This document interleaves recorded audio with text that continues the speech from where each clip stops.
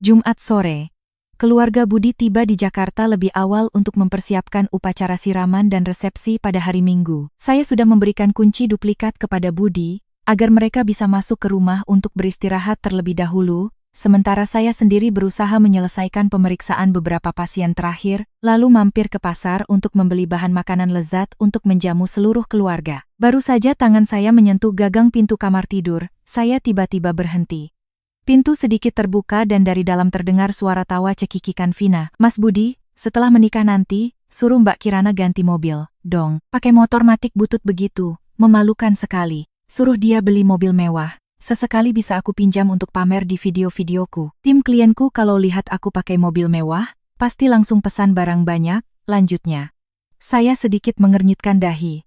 Motor matic itu baru saya pakai 3 tahun dan kondisinya masih sangat bagus. Saat hendak mendorong pintu untuk masuk dan menegur halus calon adik ipar saya, suara Ibu Wati, ibunya Budi, terdengar tajam dan kering, sangat kontras dengan nada bicaranya yang manis dan ramah setiap hari. "Diam kamu. Soal mobil dan lain-lain, biar masmu ini yang membujuk Kirana baik-baik supaya dia mau menandatangani surat pernyataan harta bersama.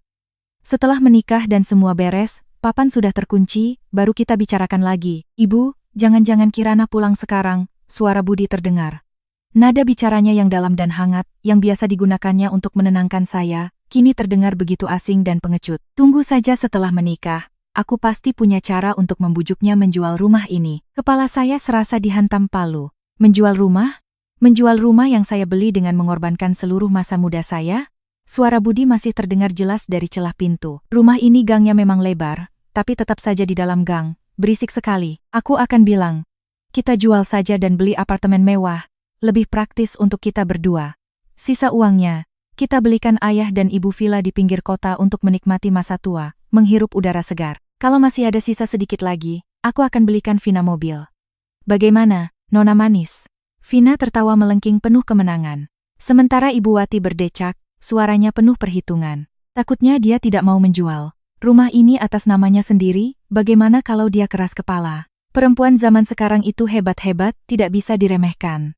"Halah, ibu terlalu khawatir." Vina mendecakkan lidahnya. "Mbak Kirana itu, dokter tapi lugunya seperti kerbau dicucuk hidungnya. Ibu lihat saja. Ibu rayu dengan membawakan sayur dan ayam seharga puluhan ribu rupiah saja, dia sudah terharu sampai menangis, lalu mentraktir kita makan jutaan rupiah di restoran mewah. Perempuan yang haus kasih sayang seperti itu, Mas Budi tinggal peluk dan bisikkan kata-kata manis, bersumpah cinta, pasti dia akan memberikan segalanya untuk keluarga kita. Rumah seharga 6 miliar rupiah itu bukan uang sedikit, dengan mendapatkan perempuan ini, Mas Budi bisa mengubah nasib."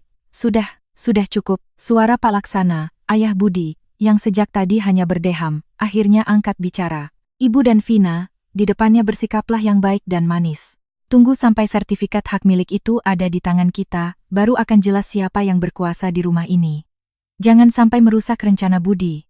Saya berdiri mematung di lorong. Udara di sekitar terasa begitu pekat, seolah merampas sisa oksigen yang tipis. Tenggorokan saya tercekat. Tangan yang tadinya hendak mendorong pintu kini gemetar hebat, dingin seolah baru diangkat dari ruang beku. Kata-kata kejam dan terang-terangan itu terus terngiang di telinga saya. Ternyata, kelembutan Budi hanyalah topeng. Ternyata, sayur dan ikan dari Bu Wati hanyalah umpan. Ternyata, di mata mereka, saya bukanlah seorang menantu atau istri. Saya hanyalah seekor keledai bodoh yang memikul uang sebesar 6 miliar rupiah, untuk mereka kuras habis demi menggemukkan keluarga mereka. Saya menarik napas dalam-dalam, air mata sudah di pelupuk mata, tetapi saya menggigit bibir bawah, hingga berdarah agar tidak terisak. Rasa jijik membuncah dari dasar perut. Saya melangkah mundur perlahan, tanpa suara, lalu berbalik dan berjalan lurus ke dapur. Saya membuka keran air dingin dan membasuh wajah berkali-kali. Air dingin yang menusuk membantu saya kembali sadar. Di dalam kepala saya saat ini, gambaran pernikahan impian hancur berkeping-keping, digantikan oleh kemarahan yang memuncak. Kebaikan hati saya telah salah tempat, tetapi Kirana ini sama sekali bukan mangsa yang mudah mereka cabik-cabik.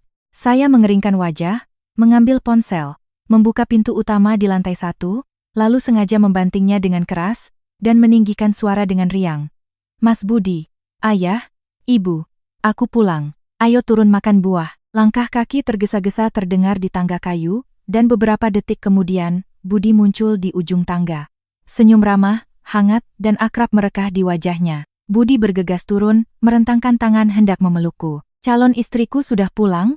Capek ya seharian memeriksa pasien? Lihat wajahmu pucat begitu, aku jadi khawatir. Saat lengan Budi baru menyentuh bahu saya, hawa dingin menjalar di punggung saya. Perut saya mulas dengan rasa mual yang hebat. Dengan lihai saya mengelak, pura-pura membungkuk untuk mengambil kantong plastik berisi makanan, menghindari pelukan itu. Aku hanya sedikit lelah. Saya memaksakan sudut bibir saya untuk tersenyum meskipun otot wajah terasa kaku. Bu Wati turun dari lantai atas sambil membawa sepiring apel yang sudah dikupas dan dipotong rapi. Dengan langkah tergopoh-gopoh ia mendekati saya. Oh, menantu ibu sudah pulang. Ibu sudah siapkan apel, makanlah biar segar. Lihat, wajahmu pucat sekali. Budi ini memang tidak becus mengurus istri. Nanti ibu marahi dia. Vina juga menyembulkan kepalanya dari belakang ibunya, dengan suara melengking. Kakak iparku yang cantik sudah pulang. Kakak kerja keras begini. Nanti setelah menikah Mas Budi harus memasak dan mencuci piring untuk kakak. Ya, aku pasti akan membela kakak ipar. Melihat keempat wajah yang tersenyum ramah di depan saya, tiba-tiba saya merasa mual. Akting mereka keterlaluan. Kepalsuan itu tersembunyi dengan sempurna di balik topeng kebaikan.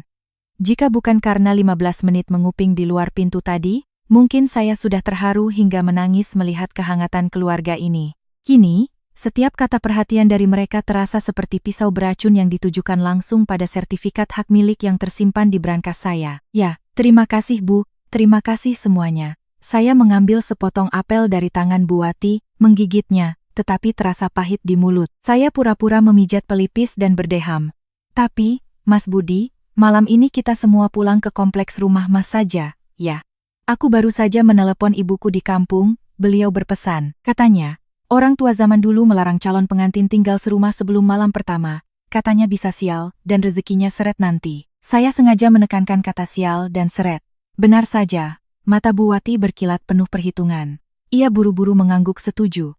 Benar, benar. Lebih baik mencegah daripada mengobati. Nak, uang dan harta itu masalah besar. Jangan main-main dengan kepercayaan. Sudahlah. Kita semua menginap di tempat Budi saja 2 malam ini, biar menantuku bisa istirahat. Besok kan mau mendaftar pernikahan biar harinya cerah. Budi juga bersikap perhatian, hendak merapikan anak rambut di pelipis saya, tetapi saya pura-pura menunduk mengambil gelas air. Ia menarik kembali tangannya dan tertawa canggung. Baiklah, kalau begitu kunci pintunya baik-baik ya. Besok jam 9 pagi aku jemput ke kantor urusan agama, KUA, untuk menandatangani surat nikah. Setelah itu kita langsung coba gaun pengantin lagi. Iya Mas, hati-hati di jalan, antarkan ayah dan ibu dengan selamat. Jawab saya dengan nada yang anehnya tenang. Ketika pintu kayu tertutup, suara mesin motor Budi menjauh dan akhirnya lenyap dalam keheningan gang kecil itu. Saya merasa seluruh tenaga saya terkuras habis. Saya merosot di sepanjang pintu, duduk di lantai yang dingin. Air mata yang saya tahan sejak tadi akhirnya tumpah ruah. Saya menangisi 3 tahun masa muda yang buta, menangisi cinta yang diinjak-injak, menangisi kenaifan diri sendiri. Tetapi saya hanya mengizinkan diri saya menangis selama 10 menit. Kirana yang di usianya yang ke-30 telah berjuang dari nol untuk mendapatkan semua ini tidak boleh tumbang begitu saja. Mereka ingin memangsa saya hidup-hidup? Bermimpilah. Saya mengusap air mata. Mata saya yang memerah menatap lurus ke depan, melangkah masuk ke kamar tidur dan membuka brankas. Sertifikat hak milik atas nama Kirana, 2 buku tabungan, beserta seluruh perhiasan emas dan perak yang saya kumpulkan. Semuanya saya masukkan ke dalam tas ransel anti air. Setelah itu, saya membuka ponsel. Ratusan foto prewedding yang manis di Bandung. Foto-foto keluarga besar Budi yang tersenyum lebar memeluk saya. Saya memilih semuanya dan menekan tombol hapus permanen tanpa ragu sedikit pun. Selesai dengan itu, saya mengangkat telepon dan menelepon Bima. Sahabat karib saya, sejak SMA yang kini menjadi pengacara handal dengan kantor hukum sendiri di pusat Jakarta. Bima adalah satu-satunya orang yang bisa saya percaya sepenuhnya saat ini. Dering ketiga, Bima mengangkat telepon, suaranya mengantuk tetapi tetap jenaka.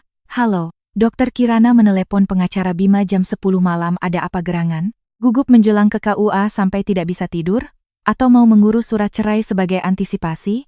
Saya menarik napas dalam-dalam, mengucapkannya kata demi kata, Bima, aku batalkan pernikahan. Budi dan keluarganya berencana menipuku untuk mengambil alih rumahku yang seharga 6 miliar. Hening selama 3 detik di seberang sana, nada bercandanya lenyap seketika. Ketika Bima berbicara lagi, suaranya dalam dan setegas baja. Kamu di mana sekarang? Aman? Ada orang lain di rumah? Aku di rumah sendirian, baru saja mencari alasan untuk mengusir mereka ke kompleks rumah Budi. Surat-surat rumah dan aset berharga di mana? Tanya Bima bertubi-tubi.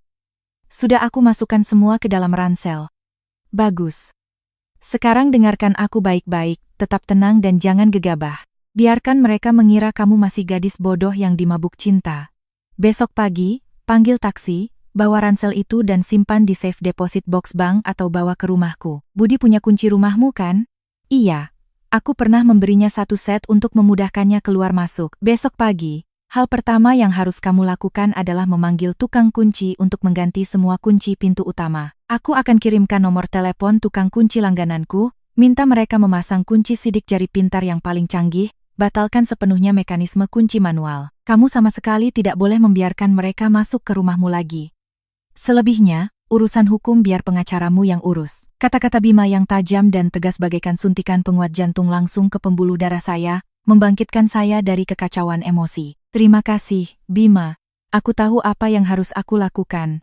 Malam itu saya tidak tidur sama sekali. Sabtu pagi, tepat 24 jam sebelum waktu ijab kabul yang direncanakan. Tepat pukul 7 pagi, tim tukang kunci profesional yang direkomendasikan Bima sudah berada di depan rumah saya. Suara bor dan gergaji terdengar nyaring. Kunci pintu lama yang usang, dengan cepat dibongkar dan tergeletak di lantai keramik. Sebagai gantinya, terpasanglah satu set kunci pintu pintar model terbaru dari paduan logam utuh, yang bisa dibuka dengan Face ID dan sidik jari. Saya sendiri yang mengatur kata sandi, memindai wajah, dan hanya menyimpan sidik jari saya. Setiap upaya paksa untuk membobol atau memasukkan kata sandi yang salah akan memicu alarm yang meraung-raung di seluruh lingkungan, sekaligus mengirimkan pesan langsung ke ponsel saya. Mengelus permukaan kaca temperet yang dingin dari kunci baru, saya merasakan keamanan yang mutlak. Rumah ini adalah keringat, air mata, dan darah saya. Tidak ada seorang pun yang berhak masuk tanpa izin saya. Jarum jam menunjukkan pukul 9 kurang 15 menit, ponsel saya bergetar hebat, ada pesan dari Budi. Sayang, aku sedang dalam perjalanan menjemputmu ke KUA untuk mencatatkan pernikahan kita. Ayah dan ibu sangat antusias, menyuruhku berangkat lebih awal. Nanti setelah mendapatkan akta nikah, kita makan soto Betawi. Ya, aku sangat mencintaimu. Saya menatap lekat-lekat pada barisan kata-kata penuh cinta palsu itu, sudut bibir saya membentuk senyuman dingin yang menusuk. Saya menyandang ransel berisi surat-surat, melangkah keluar rumah, dan menarik pintu dengan kuat. Suara klik kering terdengar, kunci otomatis terkunci rapat, sebuah dinding baja secara resmi telah didirikan. Drama kalian sudah selesai. Sekarang, giliran saya. Tepat pukul 9,5 pagi hari Sabtu, ponsel saya bergetar. Di layar aplikasi manajemen kunci pintar, muncul notifikasi merah menyala, peringatan. Ada upaya gagal membuka pintu. Saya menyentuh layar kamera sudut lebar yang terintegrasi pada kunci, dan seketika gambar langsung terpampang. Dalam bingkai, Budi mengenakan kemeja putih bersih, tangan kanannya memegang seikat mawar merah, sementara tangan kirinya sibuk mencoba memasukkan kunci manual yang sudah usang ke dalam selubung logam kunci baru. Wajahnya berubah dari gembira menjadi bingung, lalu mengerutkan kening dengan kesal saat menyadari kunci lama telah diganti total dengan balok paduan logam yang rata. Dia menekan-nekan layar sentuh secara acak. Bunyi bip-bip penanda kesalahan terdengar berulang kali. Saya duduk di sebuah kafe yang tenang, 2 blok dari rumah, menyesap teh melati hangat sambil dengan tenang menyaksikan pria yang pernah saya cintai itu menggaruk-garuk kepala di depan pintu rumah. Ponsel saya mulai berdering. Budi menelepon, 1 panggilan, 2 panggilan, 3 panggilan. Saya sengaja membiarkan dering berlanjut hingga panggilan keempat sebelum perlahan menggeser jari untuk menjawab. Kirana, kamu di mana? Suara Budi terdengar tergesa-gesa bercampur dengan kepanikan yang dibuat-buat. Kenapa rumah kita diganti kunci sidik jari begini? Kunciku tidak bisa masuk. Kamu sudah menungguku di KUA, ya? Kenapa tidak memberitahuku? Jadi aku tidak perlu repot-repot ke rumah. Mendengar kata rumah kita keluar dari mulutnya, perut saya kembali mual. Saya menjaga suara saya tetap dingin dan datar. Kamu tidak perlu repot-repot membuka pintu. Rumahku, aku yang ganti kuncinya. Mulai sekarang, kamu juga tidak perlu lagi kunci itu. Buang saja. Di seberang telepon hening selama sekitar 3 detik, jelas Budi seperti disiram air es mendengar sikap dingin saya. Dia terbata-bata, mencoba merendahkan suaranya dengan manis. Kamu kenapa? Hari ini kan hari kita mendaftar pernikahan, kenapa kamu bicara aneh begitu? Ada masalah di tempat kerja? Atau kamu marah padaku? Kamu di mana? Aku jemput, kita ke KUA. Lalu pulang, aku akan menebusnya dengan mentraktirmu sate padang, ya? Mau, kan? Jangan panggil aku istri. Saya menekankan setiap kata, mengucapkannya seperti pecahan kaca. Tidak akan ada surat nikah yang ditandatangani. Dan besok, tidak akan ada pernikahan. Batalkan saja. Kamu gila. Budi panik, suaranya mulai kehilangan kendali dan meninggi. Besok itu ijab kabul, undangan sudah disebar ke kedua belah pihak, catering sudah dipesan. Kamu bilang batal begitu saja? Jangan kekanak-kanakan, membuat malu keluarga. Sebenarnya aku salah apa? Saya tertawa sinis. Tawa itu terdengar dingin melalui telepon. Salah di mana? Salahnya karena rumah seharga 6 miliar ini berada di gang yang terlalu bising. Salahnya karena aku belum menjualnya untuk membeli apartemen, juga belum membelikan villa di pinggir kota untuk orang tuamu beristirahat, dan terutama, belum membelikan adikmu mobil mewah untuk siaran langsungnya. Apa sudah cukup jelas, Budi? Seluruh suasana di seberang telepon menjadi sunyi senyap. Saya bersumpah. Saya bisa mendengar napasnya yang tercekat karena ketakutan. Dia kehilangan kata-kata. Beberapa detik kemudian, Budi tergagap, suaranya gemetar seperti pencuri yang tertangkap basah. Kamu dengar dari siapa omong kosong itu? Aku tidak mengerti apa yang kamu bicarakan. Kamu salah paham. Kirana, aku bersumpah. Jumat lalu jam 5.30 sore, di depan pintu kamarku. Aku mendengar semuanya, tidak kurang satu kata pun. Rencana penipuan sertifikat rumah dari keluargamu sangat brilian. Jangan berakting lagi. Pertunjukan sudah selesai. Mulai sekarang, jauhi aku dan hartaku. Saya langsung menutup telepon, tidak memberinya kesempatan untuk membela diri lagi. Melihat layar kamera, Budi berdiri membeku di depan pintu, buket mawar di tangannya jatuh ke tanah, wajahnya pucat pasi. Dia panik mengeluarkan ponselnya dan menelepon saya berkali-kali, tetapi saya sudah memblokir nomornya. Kurang dari 5 menit kemudian, sebuah nomor tak dikenal menelepon saya. Saya tahu betul siapa itu. Saya sudah mengaktifkan mode rekam panggilan dan dengan tenang menempelkan ponsel ke telinga. Halo Kirana, ini Ibu Nak. Suara Bu Wati yang melengking terdengar, masih mencoba memaksakan nada manis dan ramah, tetapi sudah diwarnai kepanikan. Nak, Budi baru saja menelepon Ibu sambil menangis. Kalau kalian ada masalah, selesaikan baik-baik Nak. Ada apa-apa? Ibu yang akan menjadi penengah. Kenapa bertengkar tepat di hari mau mendaftar pernikahan? Ibu bersumpah, Ibu paling sayang padamu, Nak, Bu Wati. Saya memotongnya, langsung mengubah panggilan tanpa rasa hormat sedikit pun. Simpan saja suara munafik itu. Saya bukan keledai yang bisa Ibu pancing dengan sayur dan ikan lagi. Rencana perampokan rumah 6 miliar Anda gagal total. Topengnya jatuh. Ketika tahu drama keluarga tidak bisa dilanjutkan lagi, sifat asli dari sekelompok orang serakah itu langsung terungkap. Suara Bu Wati di telepon tiba-tiba berubah menjadi melengking, masam, dan tajam seperti silet. Anak kurang ajar. Kamu pikir kamu siapa, hah? Kamu pikir punya rumah itu hebat? Perempuan 30 tahun tidak laku. Tidak ada yang mau. Anakku kasihan memungutmu. Sekarang kamu malah sombong. Kamu pikir bisa lepas dari keluarga kami begitu saja? Dia berteriak dengan kata-kata kasar yang terus keluar tanpa henti. Kamu biarkan anakku melayanimu, membawakan makanan dan minuman selama bertahun-tahun. Sekarang kamu berbalik, aku katakan padamu, pernikahan ini tidak bisa dibatalkan. Undangan sudah disebar. Kerabatku di kampung sudah bersiap menyewa bus untuk datang. Kalau kamu batalkan pernikahan, aku akan suruh orang mengacaukan klinik tempatmu bekerja. Aku akan sebarkan di internet agar seluruh masyarakat tahu. Kamu itu perempuan materialistis, tidak tahu berterima kasih, main-main, habis manis sepah dibuang. Biar kita lihat apa kamu masih bisa menjadi dokter, masih bisa mengangkat kepala setelah ini, anjing kamu. Saya tetap diam mendengarkan. Di layar ponsel, penghitung waktu rekaman terus berjalan detik demi detik. Ketika dia berteriak hingga kehabisan napas, barulah saya dengan tenang menjawab, suaranya tegas, Anda sudah selesai memaki? Kalau sudah, saya beritahu Anda. Seluruh kata-kata hinaan, ancaman, dan rencana perampasan aset Anda dari tadi, semuanya sudah saya rekam. Coba saja datang mengacau atau menyebar fitnah, kita lihat polisi akan menjebloskan siapa ke penjara lebih dulu. Ingat, rumah ini tidak ada pintunya untuk perampok. Kamu berani. Bu Wati tergagap di seberang sana. Saya menekan tombol putus panggilan. File rekaman berdurasi 4 menit 12 detik itu dengan cepat saya simpan ke penyimpanan cloud dan langsung meneruskan salinannya ke pengacara saya, Bima. Pertarungan yang sesungguhnya baru saja dimulai. Tepat pukul 12 siang hari Sabtu, panasnya Jakarta mulai terasa menyengat menembus kaca kafe. Saya sedang mencoba menelan potongan terakhir sandwich saya ketika ponsel di atas meja tiba-tiba bergetar hebat. Notifikasi pesan WhatsApp, Facebook Messenger, dan notifikasi mention berbunyi seperti alarm kebakaran. 1, 2, 3, 4, 5.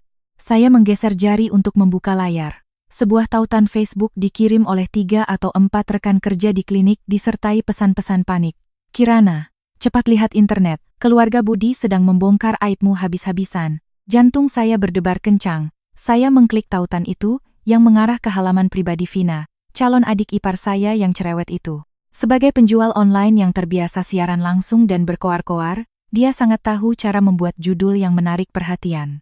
Yang pertama kali saya lihat adalah video berdurasi hampir 5 menit yang memperlihatkan Budi sedang duduk memeluk lutut di sudut sebuah rumah susun sederhana, rambutnya acak-acakan, tangannya menjambak-jambak rambutnya seperti orang gila. Di sebelahnya ada Bu Wati, ibunya, yang menelungkupkan wajahnya ke kedua tangan sambil menangis terseduh-seduh, sesekali memukul-mukul dadanya sambil meratap. Di atas video itu, terdapat status panjang yang ditulis dengan huruf kapital tebal, kata-kata yang penuh dengan kebencian, peringatan untuk wanita materialistis dan tidak tahu diri. Semuanya, tolong berikan keadilan untuk kakak saya. Kakak saya seorang guru honorer yang baik hati, telah mencintai dan merawat wanita itu selama 3 tahun. Orang tua saya di kampung bersusah payah menjual sayur dan ayam, mengumpulkan uang sedikit demi sedikit untuk datang ke kota mempersiapkan pesta pernikahan. Undangan sudah disebar ke seluruh kampung. Kedua keluarga sudah tahu, tapi tepat 24 jam sebelum ijab kabul, menjelang pendaftaran nikah, dia membatalkannya hanya karena meremehkan keluarga saya yang miskin, meremehkan kakak saya yang gajinya sebagai guru honorer tidak seberapa, tidak bisa membelikannya mobil mewah. Dia diam-diam mengganti kunci rumah, dengan kejam mengusir calon suaminya ke jalan tanpa penjelasan apapun. Seorang dokter herbal yang bekerja di klinik besar tapi munafik, berhati dingin, mempermainkan perasaan dan harga diri sebuah keluarga. Wanita seperti ini, yang habis manis sepah dibuang, tidak pantas menjadi seorang tenaga medis. Di bawah postingan itu, Vina tidak lupa menandai akun Facebook pribadi saya dan menyertakan tangkapan layar situs web klinik tempat saya bekerja. Baru diunggah kurang dari 1 jam, postingan itu sudah menarik ribuan suka, bagikan, dan komentar. Kekuatan netizen memang mengerikan. Mereka selalu mudah digiring oleh air mata dan skenario si miskin yang ditindas oleh si kaya. Saya menggulir ke bawah ke bagian komentar, rasanya seperti ribuan jarum menusuk mata saya. Dokter kok kelakuannya begitu rendah? Boikot kliniknya. Kasihan sekali laki-lakinya. Lihat dia menangis jadi ikut sedih. Untung belum menikah dengan wanita beracun seperti itu. Simpan wajahnya, biar nanti kalau berobat tidak ke dia. Cantik-cantik tapi hatinya seperti iblis. Belum berhenti di situ, nomor telepon saya mulai berdering terus-menerus. Nomor-nomor tak dikenal, nomor kerabat keluarga Budi, silih berganti menelepon. Saya tidak sengaja menjawab satu panggilan, dan di seberang sana langsung terdengar suara makian melengking dari bibi Budi. Dasar perempuan murahan tidak tahu diuntung, kamu menghina kami miskin, ya? Dengan perbuatanmu ini, bagaimana nasib keponakanku nanti? Aku akan datang dan merobek-robekmu. Saya panik menekan tombol putus. Tangan saya gemetar. Keringat dingin membasahi punggung. Meskipun sudah mempersiapkan diri, dihina oleh ribuan orang asing, serta harga diri dan profesi saya diinjak-injak tanpa alasan, tetap merupakan pukulan psikologis yang sangat berat. Rasa tidak adil bergejolak di dada membuat saya sesak napas, air mata mengalir karena marah. Mereka yang maling teriak maling. Orang-orang yang berniat menelan habis 6 miliar, saya kini mengenakan jubah korban yang paling sempurna. Tepat saat saya bingung apakah harus mengunggah rekaman suara itu ke internet untuk membela diri, nama pengacara Bima muncul di layar. Saya buru-buru menjawab. Suara saya tercekat. Bima. Kamu menangis? Suara Bima di seberang sana terdengar tenang dan dalam, tetapi sangat tajam. Sudah lihat postingan adik si Budi, kan? Mereka memfitnahku. Mereka memutarbalikkan fakta. Netizen menuntut boikot klinikku. Aku harus mengunggah rekaman suaranya. Aku harus memberitahu semua orang wajah asli mereka. Saya berbicara dengan cepat dan panik seperti orang yang hampir tenggelam. Berhenti. Dengar aku, Kirana.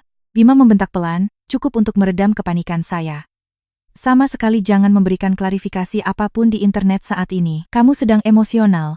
Kalau kamu posting sekarang, hanya akan menjadi bahan bagi netizen untuk mengkritik setiap kata-katamu. Tapi, membiarkan mereka menghina dan mencemarkan nama baikku seperti ini, saya menggigit bibir, merasa tertindas.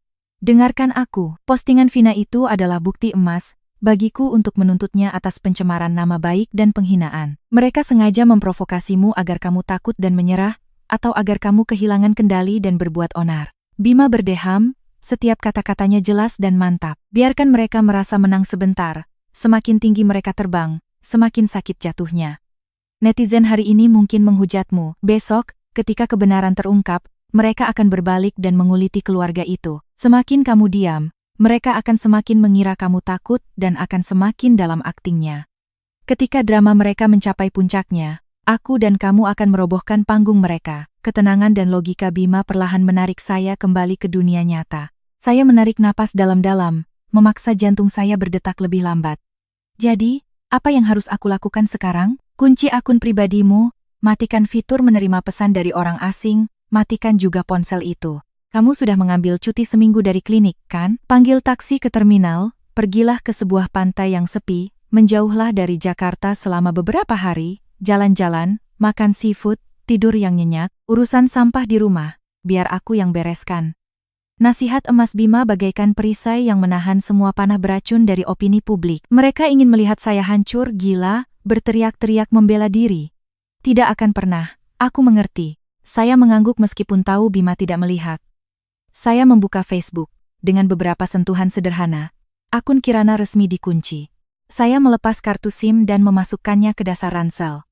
Dunia maya yang bising dan beracun itu langsung terputus. Sambil tersenyum sinis, saya memakai kacamata hitam, menyandang ransel, melangkah keluar dari kafe, memanggil taksi, dan langsung menuju Bandara Soekarno-Hatta. Teruslah menangis dan berakting sepuas kalian, keluarga Budi. Hukuman yang paling setimpal masih menanti kalian di depan. Kota pantai di Banten yang sepi menyambutku dengan angin asin dan deburan ombak yang menenangkan. 6, 7, 8, 9, 10. Selama 2 hari, aku benar-benar mematikan ponsel lama. Memutuskan hubungan sepenuhnya dari sampah kebisingan di Jakarta. Aku tidur nyenyak, tanpa harus jaga malam di klinik, tanpa harus mendengar kata-kata manis penuh perhitungan dari Budi. Senin pagi, sehari setelah hari yang seharusnya menjadi hari pernikahanku, aku baru berjalan ke sebuah toko kelontong, membeli kartu SIM sekali pakai, memasangnya di ponsel cadangan, dan menelepon Bima. Dering belum genap 1 putaran, telepon sudah diangkat. Halo, dokter sekaligus Sultanita sedang berlibur di mana? Aku sudah cukup lama menunggu teleponmu. Loh, suara Bima terdengar jenaka dan penuh energi. Aku tertawa, tawa pertama yang terasa ringan setelah 3 hari badai. Aku di pantai, makan enak, tidur nyenyak. Bagaimana keadaan di rumah? Apa netizen sudah menghakimiku habis-habisan? Oh, tentu saja, dengan semangat 45. Vina itu bahkan standby di media sosial 24,7, setiap ada komentar miring, dia langsung menyemprot. Dia bahkan mengerahkan seluruh kerabat di kampung untuk membuat akun palsu dan menyebarkan postingan fitnah itu.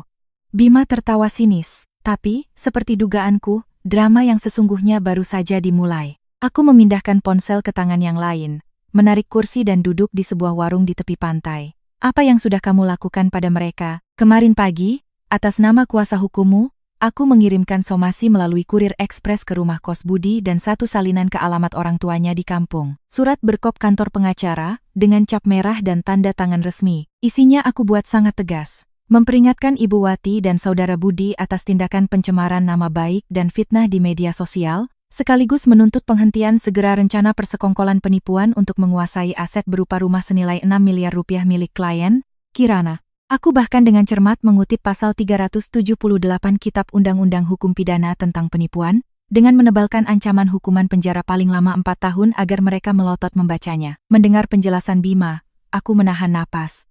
Lalu, bagaimana reaksi mereka? Suara Bima tiba-tiba menjadi sangat antusias. Aku bisa membayangkan dia sedang menepuk-nepuk pahanya di kantornya.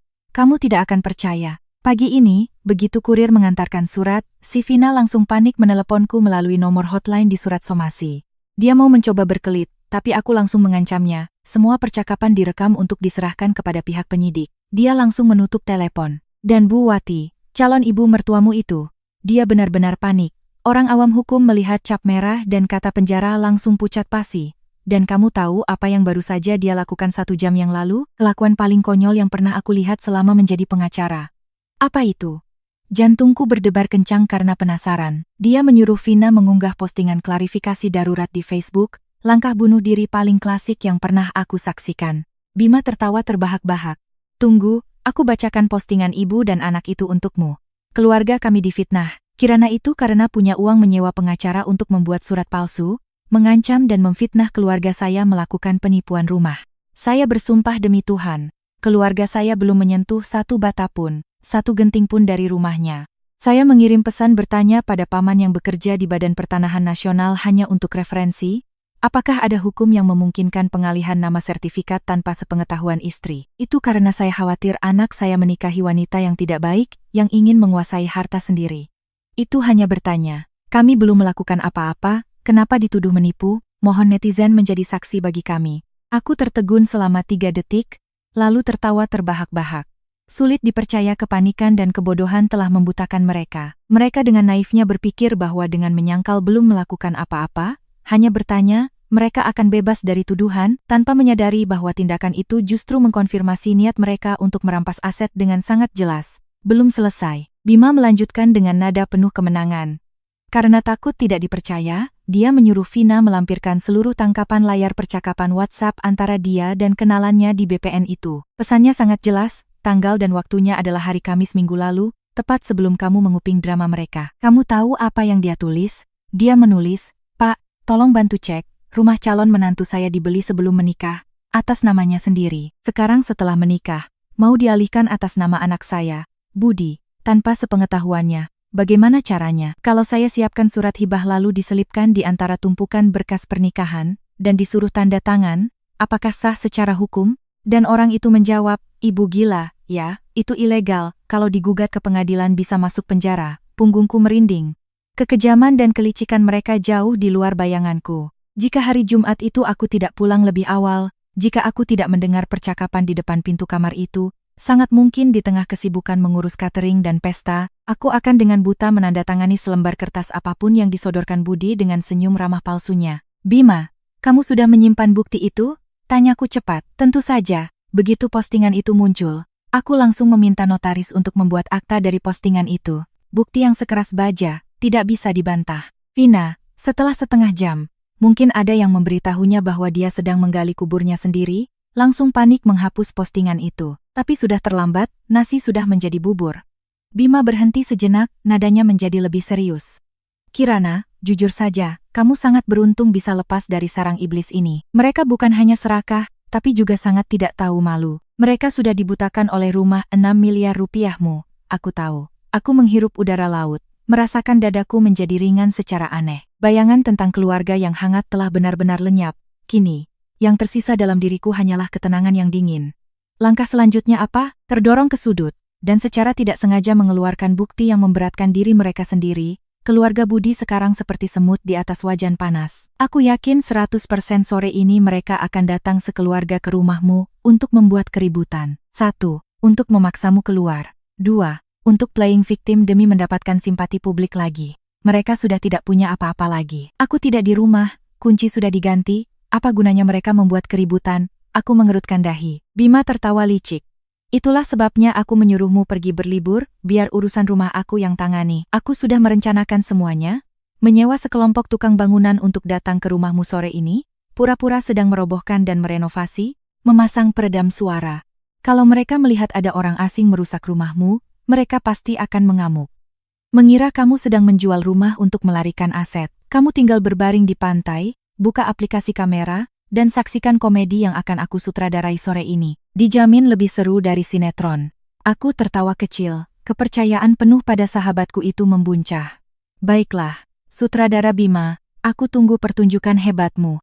Menutup telepon, aku bersandar di kursi malas, memandang ke laut biru yang tak berujung. Hidup seorang wanita terkadang harus sedikit kejam untuk melindungi dirinya sendiri. Mereka telah menggali lubang untuk diri mereka sendiri, aku hanya perlu berdiri di tepi lubang itu dan menyaksikan mereka perlahan-lahan tenggelam oleh keserakahan dan kebodohan mereka sendiri. Tepat pukul 2 siang hari Senin, matahari di pantai Banten bersinar terik memantul di permukaan laut biru, tetapi mataku terpaku pada layar ponsel di tanganku. Aku sedang membuka aplikasi yang terhubung langsung dengan kamera keamanan sudut lebar di kunci pintu dan sebuah kamera tersembunyi yang baru saja dipasang Bima secara rahasia di sudut lorong rumahku pagi ini. Gambar yang ditransmisikan sangat jernih, suaranya pun jelas.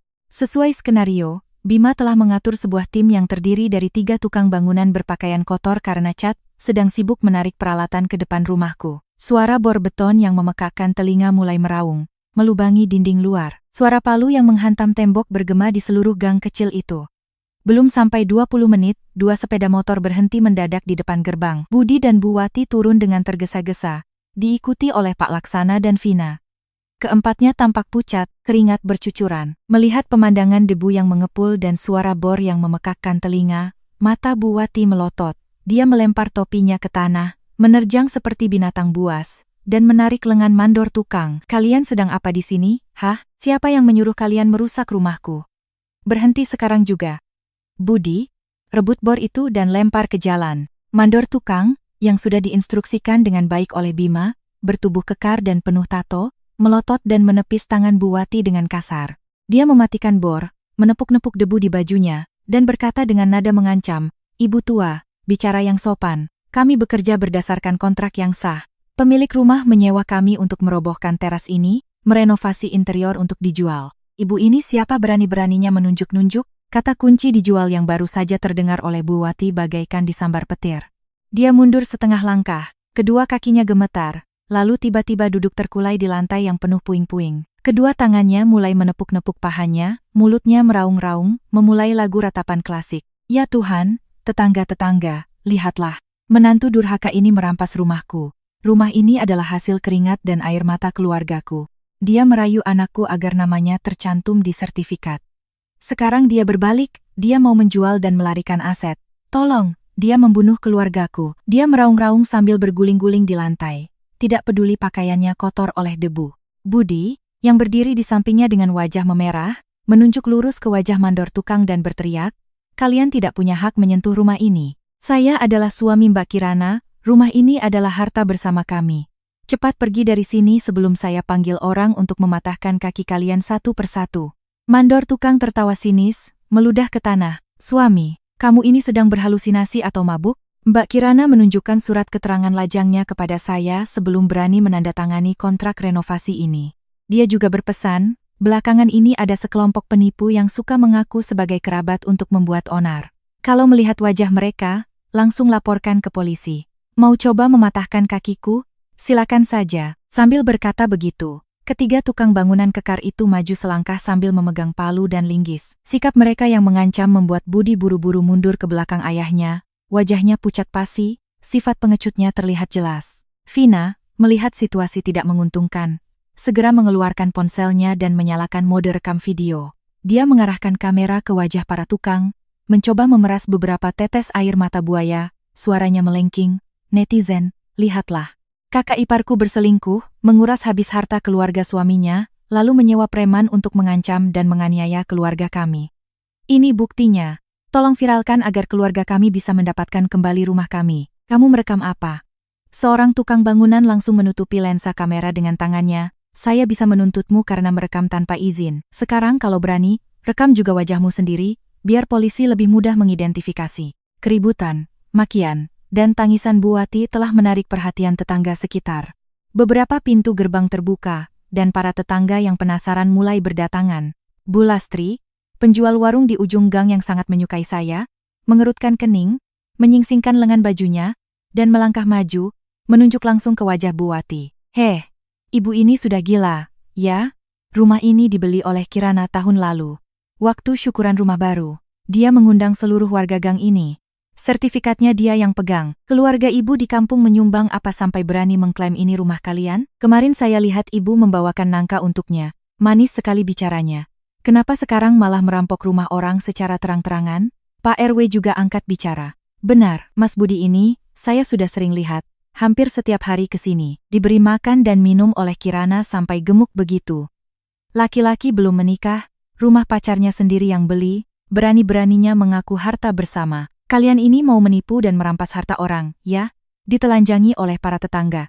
Keluarga Budi tertegun. Bu Wati yang sedang berguling-guling dan meraung-raung tiba-tiba terdiam, menatap sekeliling dengan bingung. Dia tidak menyangka bahwa para tetangga ini tahu persis asal-usul rumah itu. Sifat tidak tahu malunya dilucuti tanpa ampun di depan puluhan pasang mata yang memandang hina. Vina buru-buru memasukkan ponselnya ke dalam saku, tidak berani merekam lagi karena takut kesaksian para tetangga akan merusak drama korbannya. Mandor tukang, melihat waktu yang tepat, mengeluarkan ponsel dari sakunya dan menekan nomor dengan suara keras. "Halo, polsek terdekat? Di gang ini ada sekelompok orang yang mengaku sebagai kerabat membuat keributan, mengganggu pekerjaan, dan sepertinya mau merampas aset. Tolong segera datang ke sini." "Ya, kami tahan mereka di sini." Mendengar kata polisi, Pak Laksana yang sejak tadi diam membisu tiba-tiba terkejut. Wajahnya pucat, dia buru-buru menarik lengan Bu Wati yang masih duduk di tanah. Sudah gila kamu? Dia benar-benar menelepon polisi. Pulang. Cepat pulang. Mau kita semua digiring ke kantor polisi? Bu Wati panik, buru-buru bangkit dan mengambil topinya. Budi juga panik, melompat ke atas motor dan menyalakannya dengan kasar. Sebelum pergi, dia masih mencoba menyelamatkan sedikit harga dirinya dengan berteriak, "Tunggu saja kalian. Aku tidak akan diam saja. Silakan, polisi akan datang. Kita lihat rekaman CCTV, siapa yang akan masuk penjara lebih dulu," balas mandor tukang dengan geram. Keempat orang yang memakai topeng kemunafikan itu melarikan diri dari gang, meninggalkan tawa sinis dan gelengan kepala dari para tetangga. Saya, yang berbaring di kursi pantai, tersenyum tipis, menyimpan seluruh rekaman video berdurasi 15 menit itu dari sistem kamera. Sebuah drama yang luar biasa, tanpa celah. Semua kesombongan, keserakahan, sifat tidak tahu malu, dan kepengecutan keluarga Budi terekam dengan jelas, kata demi kata, terutama raungan Bu Wati yang mengaku-ngaku rumah itu miliknya, dan kesaksian mematikan dari Bu Lastri, tetangga saya. Saya mengirimkan klip itu ke Bima dengan pesan singkat, "Sutradara Bima, para figuran, kerja bagus. Bukti terakhir sudah cukup, siap meledak." Kurang dari 10 detik kemudian, Bima membalas dengan emoji wajah tersenyum licik. Artikel yang mengungkap kebenaran akan tayang jam 8 malam ini, tepat di jam prime time. Bersiaplah, petir akan menyambar di siang bolong. Tepat pukul 19.50 hari Senin, ponsel cadangan saya berdering. Bima menelepon. "Kirana, nyalakan 4G-mu, siapkan teh hangat. 10 menit lagi, bom atom yang aku siapkan beberapa hari ini akan meledak. Aku sudah menghubungi dan mengirimkan semua materi ke portal berita komunitas terbesar di media sosial saat ini." Suara Bima terdengar bersemangat, bercampur dengan kebanggaan seorang jenderal yang akan melancarkan serangan pamungkas. Saya tertawa, mengambil iPad yang sudah disiapkan Bima di dalam ransel, dan terhubung ke internet. "Aku siap. Mari kita lihat seberapa hebohnya netizen berbalik arah malam ini." Tepat pukul 20, sebuah fanpage dengan lebih dari 3 juta penggigah sebuah artikel panjang dengan judul yang ditulis dengan huruf kapital merah menyala dan sensasional, "Kebenaran mengejutkan di balik pembatalan nikah mendadak seorang dokter herbal. Ketika kebaikan menjadi umpan bagi perampok berkedok keluarga calon suami." Tanpa basa-basi, artikel itu langsung menghantam opini publik yang sedang panas dengan 3 pukulan telak. Pukulan pertama, file rekaman suara panggilan telepon Bu Wati pada hari Sabtu. Tidak ada lagi citra seorang ibu mertua yang menangis dan menyedihkan seperti di video Vina. Suaranya melengking, masam, penuh dengan makian dan kata-kata kasar, mengancam akan mengacau di klinik, dan dengan jelas mengakui niatnya untuk merebut rumah. Pukulan kedua, tangkapan layar percakapan WhatsApp Bu Wati, yang bertanya kepada seorang pejabat pertanahan tentang cara menipu menantunya, agar menandatangani surat hibah rumah senilai 6 miliar rupiah tanpa sepengetahuannya. Bukti baja yang tak terbantahkan tentang niat jahat yang telah direncanakan sebelumnya. Pukulan ketiga, dan yang paling mematikan, rekaman dari kamera keamanan tersembunyi di depan rumah saya pada pukul 2 siang hari itu. Video itu merekam dengan sempurna adegan Bu Wati berguling-guling dan berpura-pura menjadi korban, kepengecutan Budi saat diancam oleh tukang bangunan, dan yang terpenting, kesaksian tajam dari Bu Lastri tetangga dan Pak RW, yang menegaskan bahwa rumah itu adalah milik saya pribadi. Di akhir artikel, ada sebuah kalimat penutup yang setajam pisau, "Keluarga seorang guru honorer menggunakan citra miskin dan baik hati untuk melakukan manipulasi psikologis dan berencana merampas aset senilai 6 miliar rupiah milik calon istrinya." Ketika ketahuan, mereka menggunakan media sosial untuk berperan sebagai korban, memutarbalikkan fakta, dan mendorong gadis itu ke jurang keputusasaan. Netizen, apakah kalian sudah meminta maaf kepada dokter itu? Begitu artikel itu tayang, kecepatan penyebarannya sangat luar biasa, saya khawatir iPad saya akan hang.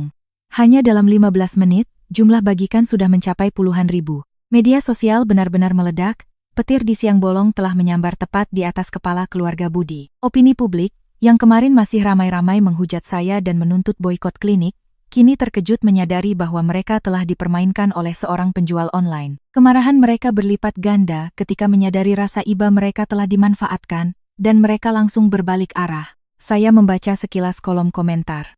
Rasa sesak yang terpendam selama 3 hari ini seolah tersapu bersih oleh air sejuk. Ya Tuhan, aku merinding. Keluarga ini iblis, bukan manusia. Merampok 6 miliar rupiah. Seolah-olah itu hanya sayuran di pasar. Kemarin aku sempat menghina Mbak Dokter, aku minta maaf 1000 kali. Benar kata orang, wanita harus cerdas, punya uang simpan sendiri. Kalau dapat suami lembek dan keluarga jahat seperti ini, bisa-bisa diracuni demi harta. Ibu mertua yang playing victim itu menjijikkan. Sudah diteriaki tetangga di depan muka masih tidak tahu malu. Anaknya juga pengecut, berlindung di belakang orang tua. Amukan netizen langsung berbalik arah. Puluhan ribu akun menyerbu halaman pribadi Vina dan Budi. Mereka menggali kembali video tangisan kemarin, memberikan reaksi marah dan meninggalkan komentar-komentar pedas. Pukul 20.30, Bima menelepon lagi, tawanya menggema. Kirana, kamu lihat tidak? Vina sudah mengunci akun Facebooknya, bahkan halaman jualannya juga. Dia begitu ketakutan sampai harus mematikan ponselnya. Tapi sudah terlambat, netizen sudah menemukan alamat SMP tempat Budi mengajar. Mereka sedang ramai-ramai mengirim pesan ke fanpage sekolah, menuntut pemecatan seorang guru yang moralnya bejat. Aku sudah lihat. Saya tersenyum tenang sambil menyesap teh. Karma dibayar tunai. Mereka menggunakan opini publik untuk menekan saya. Sekarang biarkan opini publik yang memberi mereka pelajaran. Bima tiba-tiba berdecak, nadanya berubah menjadi sinis. Oh ya, ada kabar gembira lagi untukmu. 10 menit yang lalu, Budi meneleponku dengan nomor tak dikenal, dia menangis terseduh-seduh. Kamu tahu apa yang dia katakan? Dia memohonmu untuk menghapus artikel itu, kan? Tepat sekali. Dia terisak-isak, bilang, Mas Bima, saya mohon, tolong sampaikan pada Kirana, kasihanilah keluarga saya, hapus artikel itu. Ibu saya tekanan darahnya naik, harus dilarikan ke UGD. Saya salah, saya gila karena mendengarkan ibu saya. Tolong sampaikan pada Kirana untuk memaafkan saya. Sekolah akan memecat saya. Dia begitu menyedihkan sampai aku mual. Lalu, apa jawabanmu? Tanya saya dingin, tanpa sedikit pun rasa kasihan. Aku bilang padanya, Anda salah, Saudara Budi, saya pengacara, bukan lembaga amal. Kemarin, saat adik Anda mengunggah video fitnah terhadap klien saya, apakah keluarga Anda memikirkan perasaannya?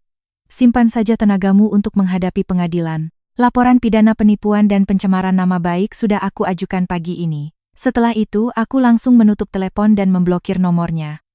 Kerja bagus, saya mengangguk, tatapan mata saya menjadi lebih tegas dari sebelumnya. Sudah saatnya aku sendiri yang mengakhiri semua ini.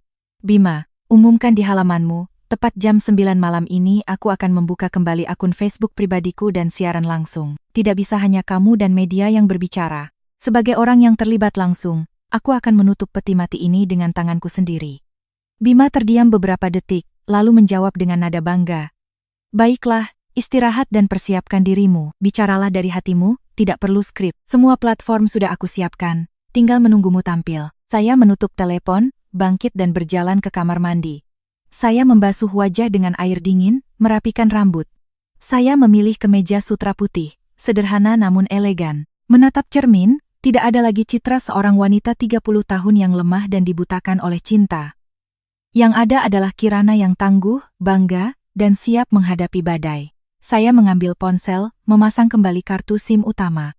Puluhan pesan masuk, tetapi saya tidak meliriknya sama sekali. Saya membuka aplikasi Facebook, mengubah status akun menjadi publik. Tepat pukul 21.00, saya menekan tombol siaran langsung. Drama keluarga Budi telah berakhir. Sekarang, saatnya pengadilan oleh Kirana. Tepat pukul 9 malam hari Senin, saya menekan tombol siaran langsung di halaman Facebook pribadi saya. Begitu layar ponsel menyala, angka penonton di sudut kiri layar melonjak drastis, 1.000, 10.000, 50.000, dan dengan cepat melampaui angka 100.000 hanya dalam waktu kurang dari 3 menit. Komentar mengalir deras seperti air bah, sebagian besar berisi permintaan maaf, dukungan, dan kemarahan yang ditujukan kepada keluarga Budi. Saya duduk dengan tenang, punggung tegak, merapikan kerah kemeja sutra putih saya. Latar belakang saya hanyalah dinding polos berwarna terang di kamar hotel tepi pantai, tidak ada keramaian, tidak ada rekayasa. Saya menatap lurus ke kamera, menarik napas dalam-dalam, lalu mulai berbicara dengan suara yang datar dan jelas. Selamat malam semuanya, saya Kirana, wanita dalam kisah pembatalan pernikahan mendadak yang ramai di media sosial selama 3 hari terakhir. Pertama-tama, saya ingin mengucapkan terima kasih kepada semua yang telah mengikuti, memahami, dan berpihak pada kebenaran setelah bukti-bukti diungkap malam ini. Saya berhenti sejenak, tersenyum tipis. Senyuman tanpa air mata, hanya ada ketenangan yang matang. Kemarin, ribuan orang menghina saya sebagai wanita materialistis dan tidak tahu berterima kasih. Saya tidak menyalahkan kalian, karena jika saya orang luar yang melihat sebuah drama yang begitu sempurna, dengan air mata seorang ibu tua dan seorang pria yang malang, saya juga akan marah seperti itu. Tapi malam ini saya di sini bukan untuk menyalahkan siapapun, bukan juga untuk menangis dan mengemis simpati seperti yang telah mereka lakukan pada saya. Saya bersuara karena ingin menutup kisah ini, dan yang lebih penting, saya ingin berbicara kepada para wanita di luar sana. Mata saya melembut, tetapi suara saya menjadi lebih tegas, penuh dengan perasaan yang terpendam. Tahun ini saya berusia 30 tahun. Di masyarakat kita, seorang wanita berusia 30 tahun yang belum menikah, meskipun seorang dokter, mampu membeli rumah seharga 6 miliar rupiah, dan mandiri secara finansial, tetap saja akan mendengar bisik-bisik, perawan tua, terlalu pemilih. Hebat-hebat begitu juga tidak ada gunanya. Kodrat wanita itu bersuami. Tekanan itu sangat besar, teman-teman. Itu membuat wanita seperti kami terkadang begitu mendambakan sebuah keluarga hingga menjadi buta. Saya berdeham. Mengenang hari-hari saya tenggelam dalam ilusi kebaikan. Ketika bertemu Budi, saya pikir saya telah menemukan pelabuhan terakhir. Saya tidak butuh dia kaya. Saya tidak butuh dia membelikan saya rumah atau mobil. Saya hanya butuh sebuah tangan hangat yang memijat bahu saya setelah lelah jaga malam di klinik. Saya pernah menangis terharu karena sayur dan telur ayam yang dibawa Bu Wati, Ibu Budi, dari kampung. Saya pikir keluarga mereka miskin materi tetapi kaya akan kasih sayang. Saya memperlakukan mereka dengan tulus. Saya rela mengeluarkan puluhan juta untuk mempersiapkan segala keperluan keluarga calon suami tanpa perhitungan. Saya tersenyum kecut, senyum yang membawa kepahitan tetapi juga ketegasan. Tapi apa kenyataannya? Di balik senyum ramah, di balik panggilan, menantuku yang manis, kebaikan hati saya, masa muda saya, mereka hargai tepat 6 miliar rupiah. Mereka mengukur cinta saya dengan sertifikat hak milik. Mereka bersekongkol untuk membujuk saya menandatangani surat pernyataan harta bersama, lalu memaksa saya menjualnya untuk membeli villa peristirahatan bagi mereka, membeli mobil mewah untuk adik mereka. Jika saya tidak sengaja mendengar drama menjijikan itu di balik pintu kamar tidur, tepat 48 jam sebelum ijab kabul, mungkin sekarang saya sudah menjadi boneka yang mereka peras hingga tetes darah terakhir. Komentar di bawah layar meledak dengan simbol hati merah yang tak henti-hentinya. Ribuan komentar simpati dari para wanita. Aku ikut sedih, Mbak. Mbak benar sekali. Wanita 30 tahun lebih baik sendiri daripada menjadi mangsa orang jahat. Saya sedikit mencondongkan tubuh ke depan, menekankan setiap kata, menyampaikan pesan inti dari lubuk hati saya. Para wanita, kebaikan dan pengorbanan adalah hal yang mulia, tetapi jika diberikan pada orang yang salah, itu akan menjadi umpan bagi keserakahan. Jangan pernah karena tekanan usia, karena takut kesepian, lalu buta memilih seorang pria pengecut dan keluarga yang munafik. Jagalah kewarasan dan kemandirian kalian. Uang yang kita hasilkan, keringat dan air mata yang kita tumpahkan, jangan biarkan siapapun memanfaatkannya dengan kedok cinta atau keluarga. Memiliki batasan dan tahu cara melindungi diri sendiri, itulah cara kita mengendalikan hidup kita. Saat itu, terdengar ketukan di pintu kamar. Bima masuk, membawa setumpuk berkas tebal di tangannya. Saya sudah memintanya terbang dengan penerbangan malam terakhir ke sini untuk bersama-sama mengakhiri drama ini. Bima menarik kursi dan duduk di samping saya, masuk ke dalam bingkai siaran langsung. Wajahnya serius, profesional, sangat mencerminkan seorang pengacara. Selamat malam semuanya, saya Bima, kuasa hukum dari Ibu Kirana. Bima angkat bicara, suaranya yang berat dan berwibawa menggema di mikrofon. Sebagai pelindung hak dan kepentingan hukum klien saya secara resmi mengumumkan bahwa pagi ini, kantor kami telah mengajukan laporan pidana ke kepolisian, melaporkan Ibu Wati, Saudara Budi, dan Saudari Vina. Bima mengangkat tumpukan berkas itu di depan kamera, menekankan setiap kata. Tuduhan pertama, adanya indikasi persekongkolan untuk melakukan penipuan dan penggelapan aset sesuai dengan pasal 378 Kitab Undang-Undang Hukum Pidana. Tuduhan kedua, pencemaran nama baik, fitnah, dan penghinaan serius terhadap harkat dan martabat orang lain di ruang siber sesuai dengan Undang-Undang Informasi dan Transaksi Elektronik. Seluruh barang bukti, termasuk rekaman suara, video dari kamera keamanan, dan akta notaris dari postingan fitnah, telah kami serahkan secara lengkap kepada pihak yang berwenang. Orang benar tidak perlu takut. Kami tidak akan menerima bentuk mediasi, permintaan maaf, atau ganti rugi apapun di luar jalur hukum. Biarlah hukum yang memberikan putusan yang setimpal bagi mereka yang maling teriak maling. Saya menatap Bima, mengangguk pelan, lalu kembali menatap lurus ke kamera untuk terakhir kalinya. Saya, Kirana, Dengan ini secara resmi mengumumkan pembatalan pernikahan dengan Budi. Saya akan mengikuti kasus ini sampai tuntas, bukan karena dendam, tetapi untuk melindungi kehormatan seorang tenaga medis, seorang wanita baik-baik yang telah diinjak-injak. Terima kasih telah mendengarkan. Selamat malam. Saya mengulurkan tangan dan menekan tombol putus. Layar menjadi gelap, ruangan kembali hening, hanya terdengar deburan ombak di luar jendela. Saya bersandar di kursi, memejamkan mata, menghela napas panjang dengan lega. Beban berat yang menekan dada saya selama 3 hari ini telah hancur. Bima menepuk bahu saya pelan, tersenyum hangat. Kerja bagus, gadis hebat. Pertarungan ini kamu menangkan dengan gemilang. Ya, saya telah menang. Tidak hanya menang melawan sekelompok orang serakah itu, tetapi juga menang melawan kelemahan dan kebutaan diri saya sendiri. Seminggu setelah siaran langsung yang menggemparkan media sosial itu, saya terbang kembali ke Jakarta atas panggilan dari pihak kepolisian. Laporan Bima beserta serangkaian bukti baja langsung membuahkan hasil. Pihak berwenang telah turun tangan. Tepat pukul 8 pagi, taksi yang membawa saya dan Bima berhenti di depan gerbang kantor polisi. Begitu saya membuka pintu dan melangkah keluar, sesosok tubuh kurus dan kuyu tiba-tiba melesat dari bawah pohon di seberang jalan, menghadang tepat di depan saya. Itu Budi. Baru seminggu lebih tidak bertemu, pria yang dulu selalu rapi dan berwibawa sebagai seorang guru olahraga, kini tampak begitu menyedihkan.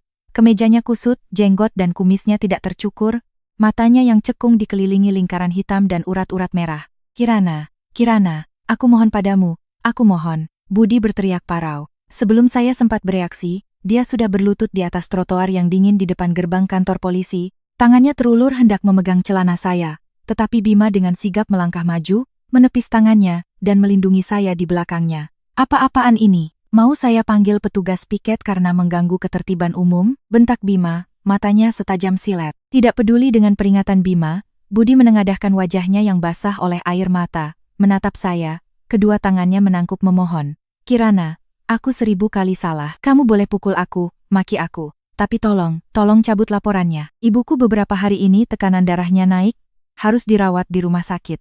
Ayahku jatuh sakit. Vina dihujat dan diancam oleh netizen sampai tidak berani keluar rumah.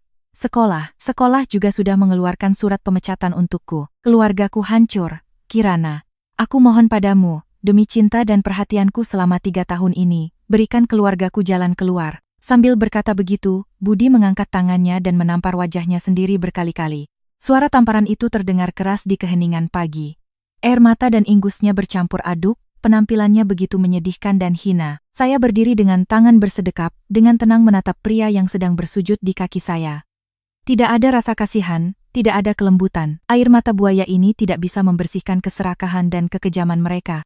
Sudah cukup menamparnya? Tanya saya dengan suara dingin dan tanpa emosi, seolah berbicara dengan orang asing. Budi berhenti, menatap saya dengan tatapan memohon. Saya sedikit membungkuk, menekankan setiap kata tepat di depan wajahnya. Kamu bilang aku harus ingat cintamu selama 3 tahun, lalu, saat keluargamu berkumpul, merencanakan untuk menipu dan merampas hasil keringat dan air mataku, apakah kalian ingat cinta 3 tahun itu? Saat ibumu menelepon, menghina, dan mengancam akan menghancurkan klinik tempatku bekerja, apakah dia memberiku ampun? Saat adikmu mengunggah video fitnah, mencemarkan nama baikku di depan seluruh masyarakat, apakah keluargamu memberiku jalan keluar? Aku hilaf. Aku tidak sengaja. Budi tergagap, bibirnya gemetar. Tidak, kamu tidak hilaf. Kamu dibutakan oleh keserakahan. Saya berdiri tegak, tatapan mata saya mengeras. Kamu berlutut di sini bukan karena menyesal telah menyakitiku. Kamu berlutut di sini karena kamu takut penjara, takut kehilangan muka, takut kehilangan pekerjaanmu sebagai guru. Rasa kasihan saya sudah habis pada hari kamu dan ibumu bersekongkol untuk mengusir saya dari rumah saya sendiri. Sekarang, biarkan hukum yang menyelesaikan semuanya. Setelah berkata begitu, saya berbalik, bersama Bima melangkah dengan mantap melewati gerbang besi kantor polisi, meninggalkan raungan tangis Budi di belakang. Sudah saatnya orang-orang jahat membayar perbuatan mereka. 3 bulan kemudian, sidang pertama kasus ini digelar di tengah perhatian besar dari publik dan media. Seperti yang diperkirakan Bima, bukti-bukti sudah sangat jelas dan lengkap. Semua alibi keluarga Budi dipatahkan oleh argumen tajam Bima dan bukti berupa rekaman suara, video kamera keamanan, serta akta notaris dari pesan-pesan mereka. Berdiri di hadapan hakim, Bu Wati yang tampak tua dan kuyu tidak berani mengangkat wajahnya, hanya menangis terseduh-seduh, sementara Budi menundukkan kepalanya dalam-dalam. Vonis akhir pun dibacakan. Bu Wati dan Budi dijatuhi hukuman 2 tahun penjara dengan masa percobaan atas tuduhan percobaan penipuan dan persekongkolan. Vina mendapatkan 1 tahun penjara dengan masa percobaan atas tuduhan pencemaran nama baik dan penghinaan. Tetapi hukuman yang paling menyakitkan bukan hanya hukuman percobaan, melainkan denda finansial. Pengadilan mewajibkan keluarga Budi untuk membayar ganti rugi atas pencemaran nama baik, penghinaan, dan kerugian moral kepada saya sebesar 200 juta rupiah. Lebih dari itu, sebagai ganti atas kesediaan saya menandatangani surat perdamaian yang meringankan sebagian hukuman mereka agar tidak dipenjara, Bima mengajukan sebuah kesepakatan perdata yang bersifat final. Seluruh keluarga Budi harus segera angkat kaki dari Jakarta selamanya. Kenyataannya, meskipun Bima tidak memaksa, mereka juga sudah tidak punya muka lagi untuk tinggal di kota ini. Budi telah dicap buruk dan dipecat secara tidak hormat dari profesi guru. Toko online Vina bangkrut karena diboikot dan dihujat habis-habisan oleh netizen. Kerabat di kampung pun menjauhi mereka karena malu atas perbuatan tidak tahu berterima kasih itu. Dalam waktu seminggu setelah sidang, keluarga Budi harus bersusah payah meminjam uang dari kerabat untuk membayar 200 juta kepada saya. Kemudian, mereka diam-diam berkemas, naik bus malam kembali ke kampung, meninggalkan mimpi untuk kaya raya dengan cara menipu. Minggu pagi itu, langit Jakarta cerah dan sejuk, saya tidak menyimpan sepeser pun dari uang ganti rugi 200 juta yang kotor itu. Saya menarik semua uang tunai, dan seorang diri mengendarai mobil ke sebuah panti asuhan di pinggiran Jakarta. Melihat anak-anak yatim piatu dan penyandang disabilitas berlarian menyambut kardus-kardus susu, pakaian baru, dan peralatan sekolah yang saya bawa, mata saya berkaca-kaca, tetapi hati saya dipenuhi oleh perasaan damai dan hangat yang aneh. 11, 12, 13, 14, 15. Saya menandatangani cek untuk menyumbangkan sisa uang itu ke yayasan panti asuhan.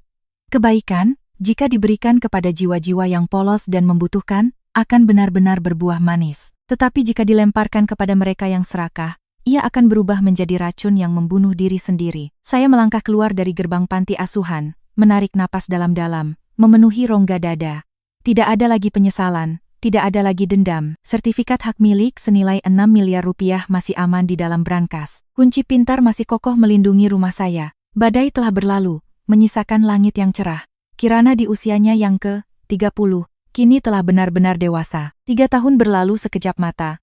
Jakarta kembali memasuki musim gugur yang sejuk.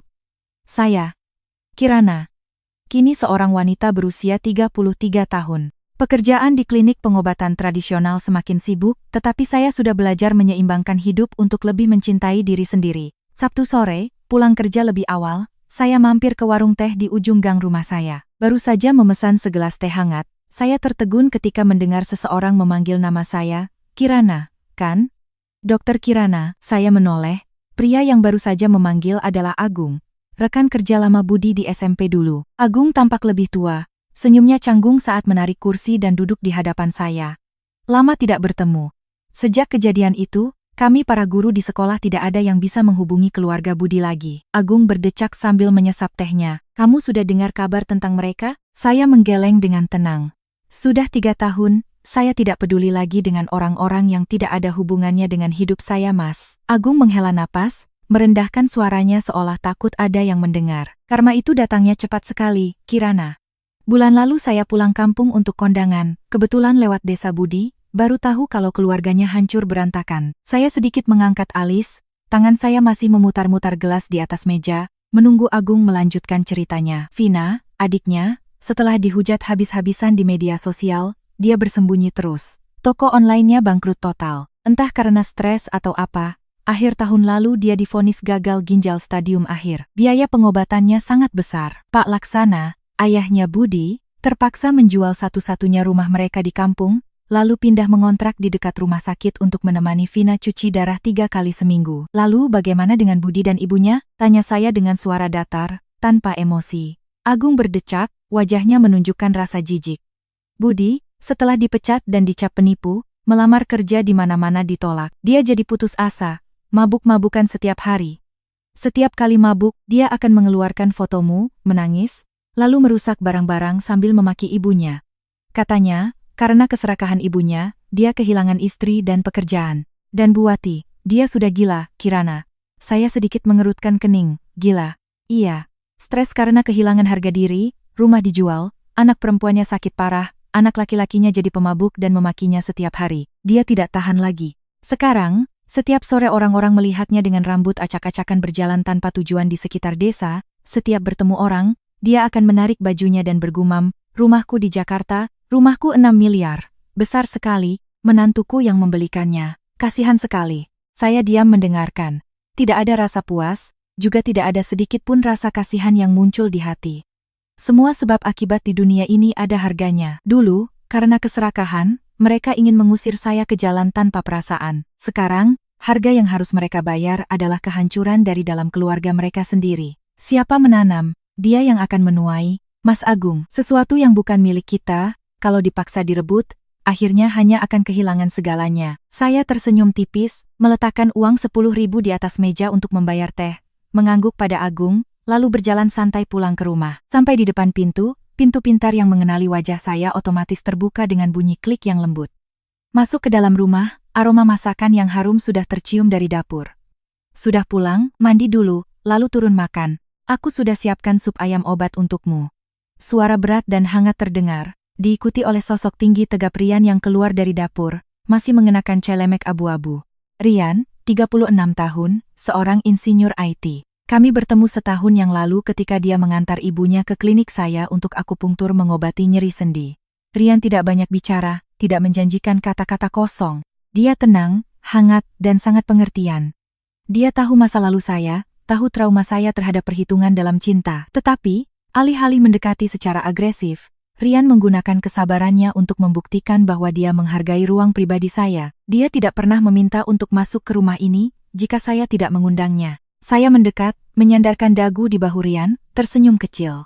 "Kamu memanjakanku terus, nanti aku jadi manja, loh." Rian berbalik, menyibakkan anak rambut di dahi saya, tatapannya lembut. "Dokterku sudah menolong orang seharian, pulang ke rumah biar aku yang menolongnya dari kelaparan, itu sudah prosedur yang benar." Malam itu, setelah makan malam, kami duduk di balkon lantai 2 sambil minum teh. Angin musim gugur berdesir di antara daun-daun pohon di depan rumah. Tiba-tiba Rian meletakkan cangkir tehnya, menatap lurus ke mata saya, wajahnya serius. Dia merogoh saku jaketnya, dan mengeluarkan sebuah kotak beludru kecil berwarna merah. Bersamaan dengan itu, ada setumpuk dokumen yang dijepit rapi. Jantung saya berdebar kencang. Rian membuka kotak beludru itu. Di dalamnya ada sebuah cincin berlian kecil yang berkilauan di bawah cahaya lampu kuning. Tetapi, alih-alih buru-buru memasangkannya ke jari saya, dia meletakkan kotak cincin itu di atas meja dan mendorong tumpukan dokumen ke arah saya. "Kirana, aku ingin menikahimu, tapi sebelum kamu menjawab, aku ingin kamu membaca ini," ucap Rian dengan suara berat dan mantap. Saya mengambil dokumen itu, judul dengan huruf kapital tercetak jelas di mata saya. "Perjanjian pranikah tentang pemisahan harta." Cap merah dari kantor notaris sudah tertera di bawahnya, lengkap dengan tanda tangan Bima sebagai saksi. Saya tertegun, menatap Rian, suara saya bergetar. "Rian, ini apa?" Rian menggenggam tangan saya yang mulai dingin, menyelimutinya dengan kehangatannya. "Aku sudah meminta Bima untuk menyiapkannya, dan aku sendiri yang pergi ke notaris. Dalam perjanjian ini tertulis dengan sangat jelas, rumah 3 lantai ini, semua tabungan, kendaraan, klinik, dan aset apapun yang kamu miliki atau hasilkan di masa depan, selamanya adalah milik pribadi Kirana. Aku melepaskan semua hak terkait. Baik kita menikah atau bercerai, aku sama sekali tidak akan mengambil sepeser pun darimu. Tapi kenapa kamu melakukan ini? Kamu tidak percaya padaku atau kamu pikir aku?" Hidung saya terasa panas, luka masa lalu seolah kembali terbuka. Rian menggeleng, ibu jarinya mengelus lembut punggung tangan saya. "Bukan aku tidak percaya padamu, tapi aku ingin kamu merasa sepenuhnya aman. Aku tahu luka 3 tahun lalu membuatmu membangun tembok baja untuk melindungi diri sendiri. Kamu takut pada keserakahan, takut pada perhitungan di balik kata keluarga. Jadi, aku menggunakan dokumen hukum ini untuk merobohkan tembok itu. Aku ingin mengatakan padamu bahwa pria ini datang kepadamu dengan cinta yang paling tulus. Semangkuk bubur saat kamu sakit, bahu untuk bersandar saat kamu lelah, dan sebuah keluarga yang sesungguhnya, bisa aku berikan padamu secara gratis seumur hidup. Pelabuhanmu ada di sini, kamu tidak perlu lagi bersusah payah untuk waspada terhadapku." Air mata saya tumpah. Bukan air mata kekecewaan dan kemarahan seperti 3 tahun lalu, melainkan air mata hangat, bahagia, dan lega yang luar biasa. Ketulusan Rian telah sepenuhnya mengangkat beban berat di hati saya. Saya mengangguk berkali-kali, memeluknya erat, membiarkan air mata membasahi kemejanya. Bulan berikutnya, kami mengadakan pernikahan kecil, hanya 5 meja, mengundang keluarga dan sahabat terdekat. Tidak ada kemewahan, tidak ada pamer, tetapi penuh dengan tawa bahagia. Bima menjadi MC, mengangkat gelas dan bersulang dengan riang. Saya mengenakan gaun pengantin putih bersih, menggandeng tangan Rian, berjalan diiringi alunan musik yang merdu. Wanita, seberapapun banyak badai yang dilalui, seberapa banyak luka yang diterima dari orang yang tidak pantas, pada akhirnya kebaikan dan ketulusan akan menuntun kita kepada orang yang tepat. Buah manis cinta hanya akan benar-benar mekar ketika kepercayaan diletakkan di tempat yang benar dan pengorbanan diberikan kepada orang yang tahu cara menghargainya.